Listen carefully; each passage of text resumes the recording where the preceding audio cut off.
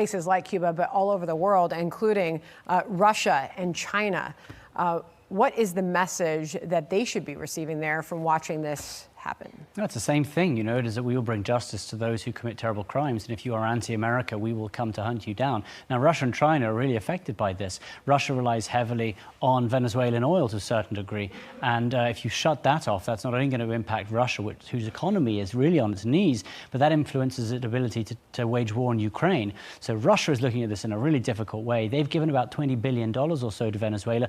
That has been lost at this point, so Russia is afraid. China as well takes about 5% of its oil from Venezuela at really discounted prices. And once the US has some say over where Venezuelan oil goes, it controls or has an influence over about half of the oil around the world, if you include Saudi Arabia and other countries where it can have a say. Once you get that power, you reduce prices, you hit the economies in China, Russia. And so, look, this spreads, and it spreads with the message that, look, the US is not going to sit back if you are working against the country. President Trump's going to find a way of coming to find you economically, and as we've seen, perhaps even more. It's interesting. It goes back to the point